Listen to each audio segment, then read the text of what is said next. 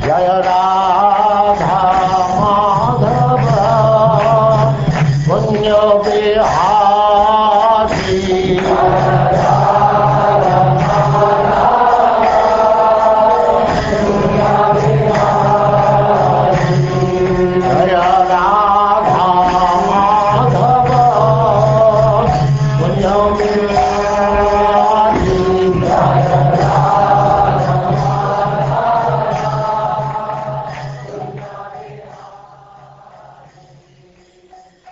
And now, Chapter 14, King Pururava, Enchanted by Urvashi.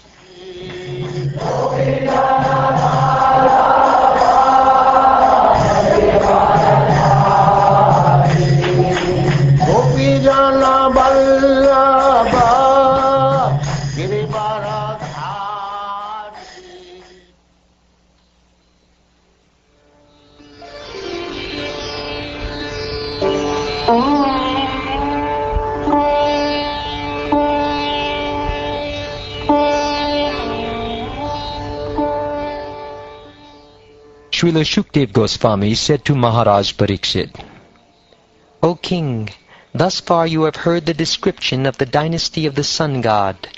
Now hear the most glorious and purifying description of the dynasty of the Moon God.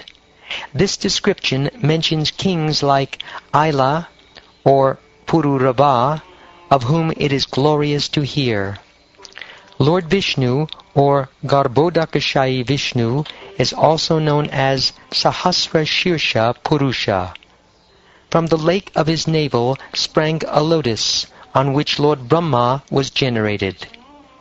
Atri, the son of Lord Brahma, was as qualified as his father.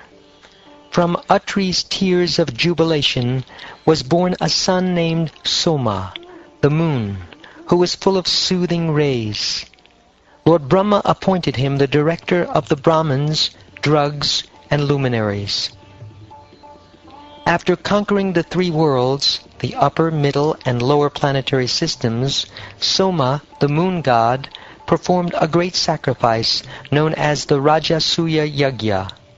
Because he was very much puffed up, he forcibly kidnapped Brihaspati's wife, whose name was Tara. Although requested again and again by Brihaspati, the spiritual master of the demigods, Soma did not return Tara. This was due to his false pride. Consequently, a fight ensued between the demigods and the demons. Because of enmity between Brihaspati and Shukra, Shukra took the side of the moon god and was joined by the demons. But Lord Shiva, because of affection for the son of his spiritual master, joined the side of Brihaspati and was accompanied by all the ghosts and hobgoblins. King Indra, accompanied by all kinds of demigods, joined the side of Brihaspati. Thus there was a great fight, destroying both demons and demigods, only for the sake of Tara, Brihaspati's wife. When Lord Brahma was fully informed by Angira about the entire incident, he severely chastised the moon god, Soma. Thus Lord Brahma delivered Tara to her husband, who could then understand that she was pregnant. Brihaspati said, "You foolish woman, your womb, which was meant for me to impregnate, has been impregnated by someone other than me. Immediately deliver your child. Immediately deliver it. Be assured that after the child is delivered, I shall not burn you to ashes. I know that although you are unchaste, you wanted a son. Therefore I shall not punish you." By Brihaspati's order, Tara, who was very much ashamed, immediately gave birth to the child, who was very beautiful, with a golden bodily hue. Both Brihaspati and the moon god, Soma, desired the beautiful child. Fighting again broke out between Brihaspati and the moon god, both of whom claimed, "This is my child, not yours." All the saints and demigods present asked Tara whose child the newborn baby actually was, but because she was ashamed, she could not immediately answer. The child then became very angry and demanded that his mother immediately tell the truth. "You unchaste woman," he said, "what is the use of your unnecessary shame? Why do you not admit your fault? Immediately tell me about your faulty behavior." Lord Brahma then brought Tada to a secluded place, and after pacifying her, he asked to whom the child actually belonged. She replied very slowly, "This is the son of Soma, the moon god." Then the moon god immediately took charge of the child. O Maharaj Parikshit, when Lord Brahma saw that the child was deeply intelligent, he gave the child the name Buddha. The moon god, the ruler of the stars, enjoyed great jubilation because of this son. Thereafter, from Buddha, through the womb of Ila, a son was born named Pururava, who was described in the beginning of the 9th canto. When his beauty, personal qualities, magnanimity, behavior, wealth, and power were described by Narad in the court of Lord Indra, the celestial woman Urvashi was attracted to him. Pierced by the arrow of Cupid, she thus approached him. Having been cursed by Mitra and Varuna, the celestial woman Urvashi had acquired the habits of a human being. Therefore, upon seeing Pururava, the best of males, whose beauty resembled that of Cupid, she controlled herself and then approached him. When King Pururava saw Urvashi, his eyes became jubilant in the ecstasy of joy, and the hairs on his body stood on end. With mild, pleasing words, he spoke to her as follows. King Pururava said, "O most beautiful woman, you are welcome. Please sit here and tell me what I can do for you. You may enjoy with me as long as you desire. Let us pass our life happily in a sexual relationship." O most handsome man, who is the woman whose mind and sight would not be attracted by you? If a woman takes shelter of your chest, she cannot refuse to enjoy with you in a sexual relationship. My dear King Pururava, please give protection to these 2 lambs who have fallen down with me. Although I belong to the heavenly planets and you belong to earth, I shall certainly enjoy sexual union with you. I have no objection to accepting you as my husband, for you are superior in every respect. My dear hero, only preparations made in ghee or clarified butter will be my edibles, and I shall not want to see you naked at any time except at the time of sexual intercourse. I accept your proposals. O beautiful one, your beauty is wonderful, and your gestures are also wonderful. Indeed, you are attractive to all human society. Therefore, since you have come of your own accord from the heavenly planets, who on earth would not agree to serve a demigoddess such as you?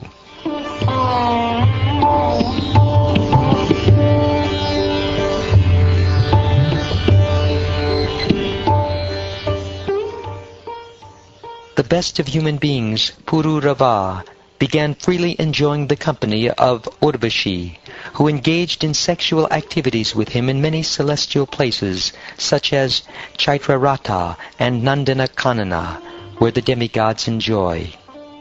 Urvashi's body was as fragrant as the saffron of a lotus. Being enlivened by the fragrance of her face and body, Pururava enjoyed her company for many days with great jubilation. Not seeing Urvashi in his assembly, the king of heaven, Lord Indra, said, "Without Urvashi my assembly is no longer beautiful." Considering this, he requested the Gandharvas to bring her back to his heavenly planet.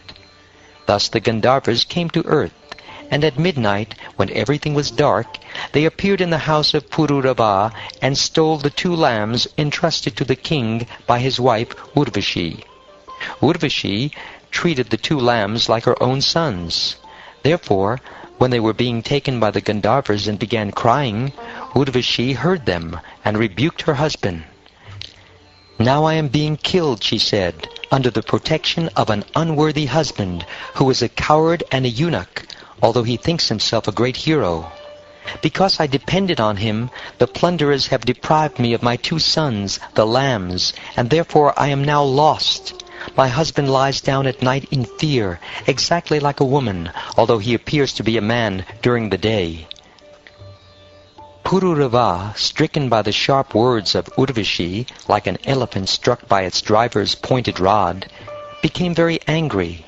Not even dressing himself properly, he took a sword in hand and went out naked into the night to follow the Gandharvas who had stolen the lambs. After giving up the 2 lambs, the Gandharvas shone brightly like lightning, thus illuminating the house of Pururava.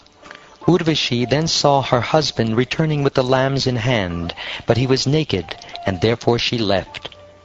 No longer seeing Urvashi on his bed, Pururava was most aggrieved. Because of his great attraction for her, he was very much disturbed. Thus, lamenting, he began traveling about the earth like a madman. Once, during his travels all over the world, Pururava saw Urvashi accompanied by 5 companions on the bank of the Sarasvati at Kurukshetra. With jubilation in his face, he then spoke to her in sweet words, as follows. O my dear wife, O most cruel one, kindly stay, kindly stay. I know that I have never made you happy until now, but you should not give me up for that reason. This is not proper for you. Even if you have decided to give up my company, let us nonetheless talk for some time. O goddess, now that you have refused me, my beautiful body will fall down here, and because it is unsuitable for your pleasure, it will be eaten by foxes and vultures. My dear king, you are a man, a hero. Don't be impatient and give up your life. Be sober and don't allow the senses to overcome you like foxes. Don't let the foxes eat you. In other words, you should not be controlled by your senses. Rather, you should know that the heart of a woman is like that of a fox. There is no use making friendship with women. Women as a class are merciless and cunning. They cannot tolerate even a slight offense. For their own pleasure, they can do anything irreligious, and therefore they do not fear killing even a faithful husband or brother. Women are very easily seduced by men. Therefore, polluted women give up the friendship of a man-wisher and establish false friendship among fools. Indeed, they seek newer and newer friends, one after another. O my dear king, you will be able to enjoy with me as my husband at the end of every year for 1 night only. In this way you will have other children, one after another.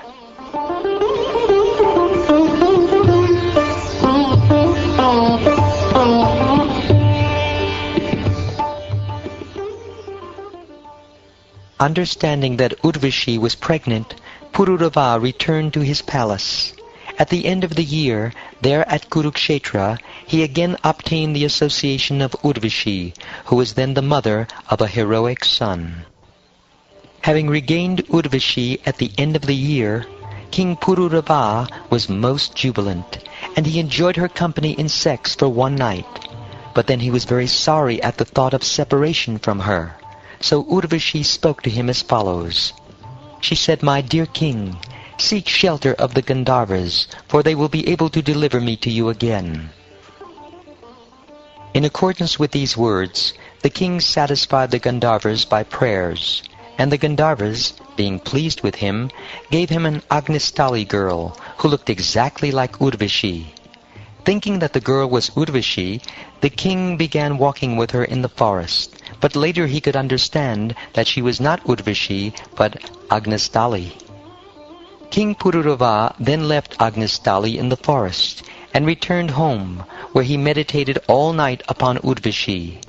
In the course of his meditation, the Treta millennium began, and therefore the principles of the 3 Vedas, including the process of performing yajna to fulfill fruitive activities, appeared within his heart. When the process of fruitive yajna became manifest within his heart, King Pururava went to the same spot where he had left Agnistali.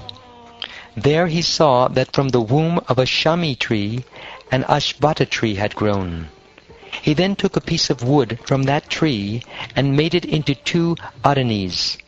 Desiring to go to the planet where Urvashi resided, he chanted mantras, meditating upon the lower arani as Urvashi, the upper one as himself, and the piece of wood between them as his son. In this way he began to ignite a fire. From Pururava's rubbing of the Adhanis came a fire. By such a fire one can achieve all success in material enjoyment, and be purified in seminal birth, initiation, and in the performance of sacrifice, which are invoked with the combined letters A-U-M, Om. Thus the fire was considered the son of King Pururava.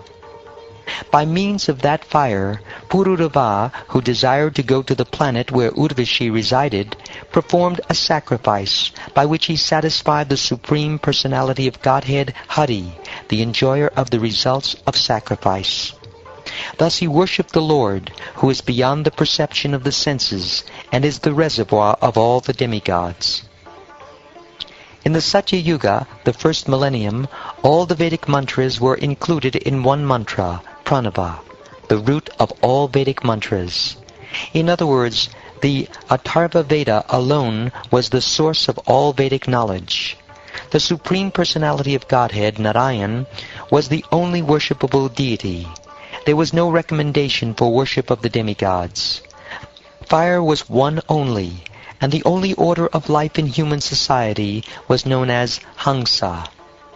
O Maharaj Pariksit, at the beginning of Treta Yuga, King Pururava inaugurated a Karma Kanda sacrifice.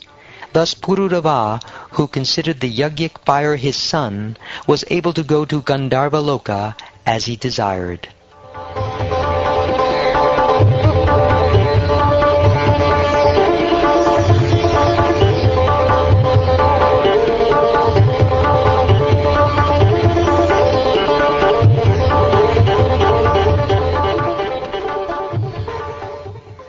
Thus ends the 14th chapter of the 9th canto of the Srimad Bhagavatam, entitled King Pururava, Enchanted by Urvashi.